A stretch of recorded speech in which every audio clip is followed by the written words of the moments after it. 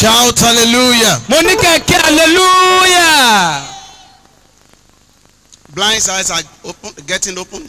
Àwọn ojú afọ́jú ti ríran o. Miracles are happening. Àwọn iṣẹ́ ìyanu ti ń ṣẹlẹ̀. The Lord is moving. Olúwa sì ń ṣiṣẹ́ rẹ̀ lọ́wọ́. And while we are doing this, Àní bí a ṣe máa ṣe léyìí. miracle is taking place in the audience. Mo sọ fún yín pé iṣẹ́ ìyanu tún lọ lọ́wọ́ láàrin àwọn èèyàn níbẹ̀. Keep on checking yourself. Ìwọ sá tẹ̀síwájú láti máa yára rẹ The power wò. of God is moving. Agbára Ọlọ́run sì rìn síbẹ̀. Shout hallelujah. Ẹ̀kẹ́ hallelujah. Can we have some testimony? A fẹ́ tẹ́tí sí àwọn ẹ̀rí díẹ̀ báyìí. Pastor, the lady coming forward now, I've been suffering from ulcer and appendicitis for the past 3 years. Ulcer And appendicitis for the past 3 years. Lady, can you run to the Àti front òkúta here? ẹnu wọn ní kárábìnrin kó wá sí báyìí. So that mommy will test it. After prayer, in fact, she couldn't believe it. Instantaneously, the pain disappeared. Arábìnrin ò tilẹ̀ disappear. gbàgbọ́. Instantly. Lẹ́sẹ̀kẹsẹ̀ ló pòórá. Shout hallelujah. Ẹ̀kẹ́ hallelujah. Is that true? Yes. Can mommy test it? She's even weeping. Oh, shout hallelujah. Ẹ̀kẹ́ hallelujah. Press it very well. Press it very well. Shout hallelujah. Ẹ̀kẹ́ hallelujah. Put your hand together. Put it Ẹ̀jẹ̀ àgbàkọ̀ together. papọ̀.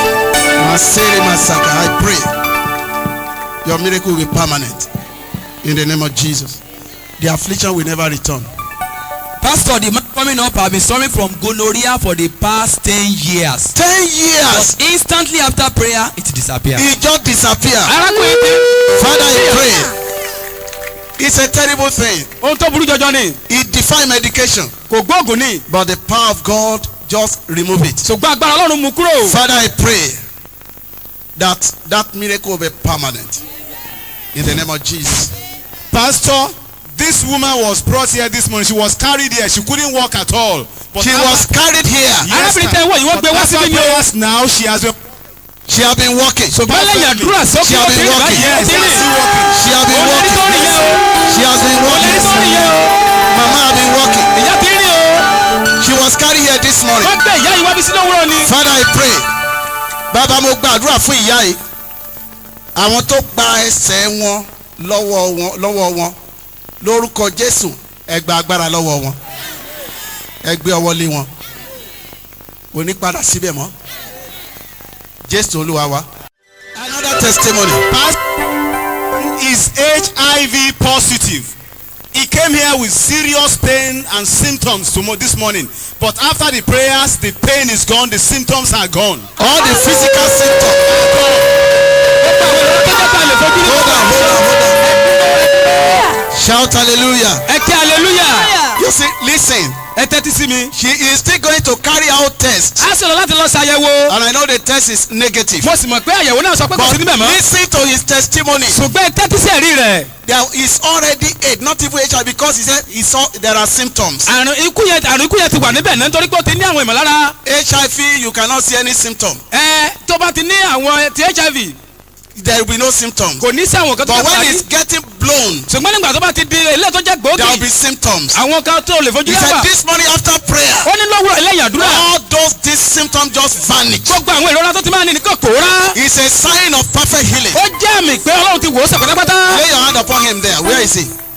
Father, I pray the affliction will never come back. Amen. In the name of Jesus. Amen. Go and do test. Ẹ lọ láti lọ ṣàyẹ̀wò ọ̀gá. Show it to us next Sunday in the church. Kí ẹ sì fún wa ní ọjọ́ ìsinmi tó ń bà nílé ìjọsìn. Stomach pain for the past 7 years. 7 years. Fún bí ọdún méje ló fi ní ìrora. 7 years. Yes, sir. It was in the course of her looking for children here and there that she had that problem. Now, as you pray this morning, This morning, she saw a snake coming out of her. she saw a snake coming out. And it's gone. Live Bible Church is out to appreciate God. Give him praise. Give him praise. Give him praise. Give him praise. Give him praise. Ẹjọ́ fún yìí fún. There's no one like Amen. Jesus. Àmín. There's no one like him. No one Àmín. Jesus. Kò ní padà síbẹ̀ mọ́. Amen. Listen. Ẹ tẹ́tí sí mi. That's a deliverance. Ìdáǹdè nìyẹn. It was not an ordinary stomach pain. Ìkànsẹ́ rírun lásán. He saw as he was praying, the prayer was going, he saw a snake came out of her body. Bí àdúrà ṣe ń lọ lọ́wọ́ wọ́n And yóò the tó tẹ̀ pain lágbára wọn. disappeared. Ìrora náà sì Your lọ. miracle is permanent. In the name of Jesus. This woman came all the way from Uyo. You She has been having a problem in the stomach. She was shot and narrow. But as you pray this morning, actually the problem was that she couldn't bend down. The pain was lot of things she could not do.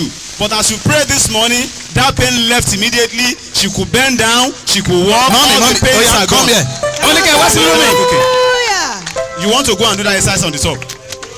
Like Jesus, there's no one like Jesus. No one, there's no one like Jesus. There's no one like Jesus. There's no one like Jesus. There's no one like Jesus. There's no one like Jesus. What's your name? Mrs. Erewa, Dolapo Erewa. Orúkọ wọn ni wọ́n dáhùn yẹn o. I'm a Yoruba man forever. My husband is from Edo. But your tongue has changed. You have been away for a long time. Wọ́n ló pẹ́ tó ti náà. You couldn't bend before. Tẹ́lẹ̀ wọn lè bẹ̀rẹ̀ mọ́lẹ̀. Àwọn ẹni tí wọ́n bẹ̀rẹ̀ mọ́lẹ̀ ni o. Sẹ́rí wọn. Now the man that is coming close to you was an ulcer patient. But this morning as you pray, the ulcer is gone. You are healed. Wọ́n ní ọgbẹ́ inú tẹ́lẹ̀ ṣùgbọ́n lẹ́yìn It will àdúrà. never come ó ti back lọ. again. Àmín. In the name of Jesus. Pastor, the young lady that is climbing up had been hearing strange voices for the past 2 years. Strange voices for the past 2 Fún bí ọdún years. méjì ló fi lọ́wọ́ àdéjì. And it has led to serious complications. Amen. It has led to serious complications in her life. She can best explain. But this morning as you prayed, the voices are gone. Hallelujah. You are delivered. Yes, I'm delivered. How do you know? I know. Those voices you cannot hear again. Yes, And all the complications, they are gone. they are gone because while the prayer was on, then I felt something leaving my body. Some things were leaving your body. I destroy all the remnant of the devil in the name of Jesus. Amen. You are delivered. Amen. In the name of Jesus. Amen. Go in peace. Pastor, the woman coming up had heart problem. She discharged herself right from the hospital. For the past 2 months, she was admitted. She discharged herself right from the hospital. She said her card is still there now. She came here this morning, but after heart failure had disappeared. Wait. It's a member of Life Bible. We don't used to have hospital card. Mommy, why? Father, in the name of Jesus, the affliction will never return. I burn that card now. Amen. In the name of Jesus. Amen. Shout hallelujah. Pastor, the young man standing beside me had a spectacular miracle.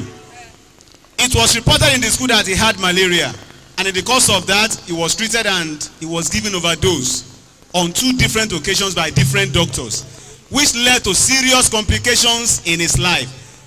This has led to the fact that our mother developed hypertension. But this morning, to the surprise of the mother and himself, that all those problems, because I can't really explain myself, but he could do that better. But all those problems are gone. How are you? What's his name? Bayo. Huh? That affliction is broken. In the name of Jesus. Amen. It will never return. It's developed a breast lump, but today after prayer, that lump has disappeared.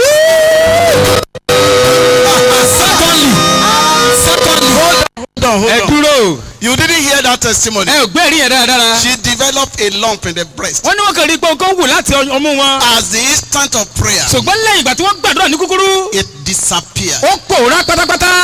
Are you happy to hear that? Sẹ́nu yín kò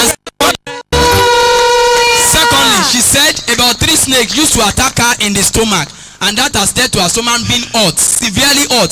But again after prayer, that pain has disappeared and the stomach has gone down. And the snake has died. ètò náà ṣe ti kú. I command the snake to die Wọ́n pẹ́ pé kòjò náà tó kú.